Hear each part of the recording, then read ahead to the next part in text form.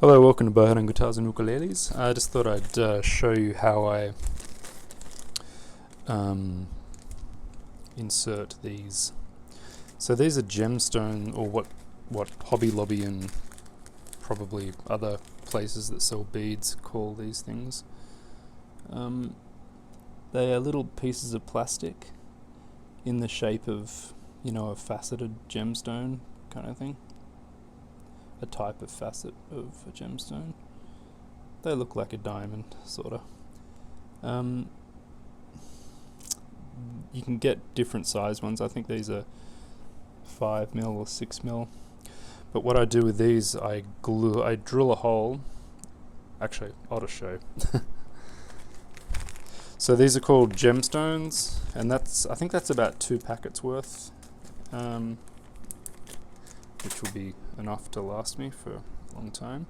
So I put my little drill press on a slow speed, and then I just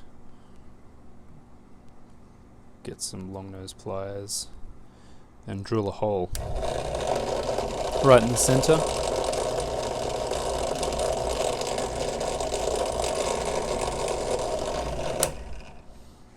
Okay, so there's a hole in there. Then for each hole you drill, you've got to clean the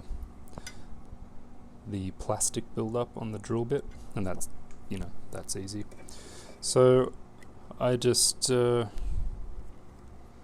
already drilled 3, so I've got 4 there now.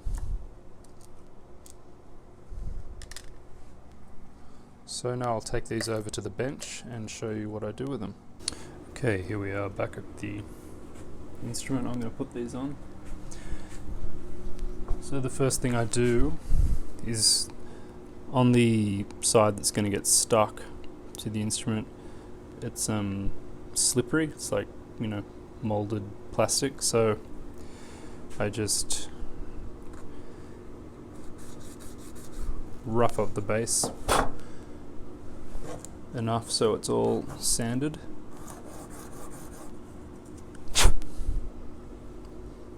And you can't see that, but it's just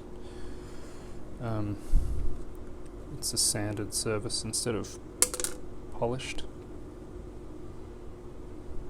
You can see the difference there. Okay. Then I get a classical guitar string, which is thicker. You can also use just whatever string. I just use a thick string to... Actually, I'm going to go the other way. Use a thicker string, so a C on a classical.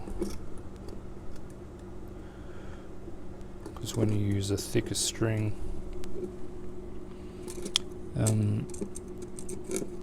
it makes it harder for glue to get up the hole. So you push the string through here, bring it up, tie a knot. So this is just for making a uke with this. This isn't how I string up my instruments. So what these do, they replace beads for some people who use a string through bridge, which is what this is, they use beads, but I permanently glue in what the bead does, and then you just tie a knot in the string. So then I've got some super glue gel, and off the instrument you just put a bit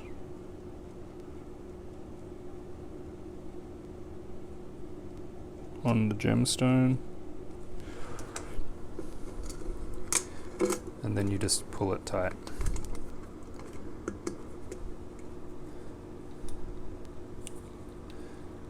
And that's how I permanently glue in the gemstones. And so when I string this up, I put the string in as I did before with this string, and pull it through the sound hole or side port, tie 3 knots in it, and then just pull it up like this and then string away. And why I do this using gemstones and not beads that are, separate, although they work great, and that they'll do exactly the same thing in exactly the same way. I just prefer these gemstones because I presume that the little beads are going to get lost, and it just becomes a bit problematic. So it's just easier to do this. And with every uke that I build or instrument with this string through bridge, I supply some of these, which help with tying the knot tighter and also clipping the string. So that's that. And then I just pull the string out,